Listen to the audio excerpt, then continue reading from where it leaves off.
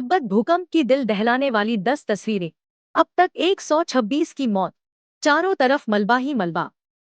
चीन के तिब्बत स्वायत्त क्षेत्र के पवित्र शहर शिगात्से के पास आज सुबह 6.8 तीव्रता का भूकंप आया। इस भूकंप ने भीषण तबाही मचाई है। भूकंप के कारण 126 लोगों की जान चली गई। भूकंप के कारण पड़ोसी देशों में भी इमारतें हिल गईं, लेकिन इन देशों में किसी की मौत की खबर नहीं है। भूकंप के बाद की तबाही की भयावह तस्वीरें सामने आई हैं। हिमालय की उत्तरी तलहटी में स्थित चीन के तिब्बत स्वायत्त क्षेत्र के पवित्र शहर शिगात्से के पास मंगलवार सुबह 6.8 तीव्रता का भूकंप आया। इसका केंद्र तिंगरी काउंटी में था, जो माउंट एवरेस्ट क्षेत्र का उत्तरी द्वार माना जाता है। इसकी गहराई 10 किलोमीटर थी। हालांकि अमेरिकी भूवैज्ञानिक सेवा ने इसकी तीव्रता 7.1 बताई है। भूकंप के कारण कम से कम 126 लोगों की मौत हो गई और 188 अन्य घायल हो गए। पड़ोसी देश नेपाल, भूटान और भारत में भूकंप से इमारतें हिल गईं, लेकिन इन देशों में किसी की मौत की खबर नहीं है। भूकंप के बाद 4.4 तक की तीव्रता के दर्जनों झटके भी महसूस किए गए। चीन के क्षेत्रीय आपदा राहत मुख्यालय के अनुसार सुबह 9:05 बजे बीजिंग समय आए इस भूकंप को पूरे शिगात्से क्षेत्र में महसूस किया गया, जिसकी आबादी लगभग 8 लाख है। इस क्षेत्र का प्रशासन शिगात्से शहर द्वारा किया जाता है, जो तिब्बती बौद्ध धर्म के सबसे महत्वपूर्ण व्यक्तियों में से एक पंचेन लामा का स्थान है।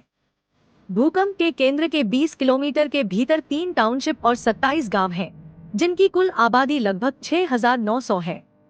इसमें 1,000 से अधिक घर क्षतिग्रस्त हो गए हैं। स्थानीय अधिकारी भूकंप के प्रभाव का आकलन करने और हताहतों का पता लगाने में जुटे हैं।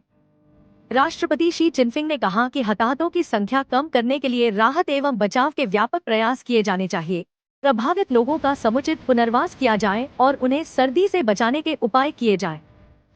भूकंप प्रभावित क्षेत्र में चीन ने 1,500 से अधिक अग्निशमन और बचाव कर्मी लगाए गए हैं। साथ ही तंबू, कोट, रजाई और फोल्डिंग बेड समेत लगभग 22,000 वस्तुएं भेजी हैं। भूकंप के बाद चीन ने पर्यटकों के लिए एवरेस्ट दर्शन के स्थान बंद कर दिए। नेपाल पर्यटन विभाग के अधिकारी लीलाधर अवस्थी ने बताया कि नेपाल में सर्दियों का मौसम पर्वतारोहियों में लोकप्रिय नहीं है।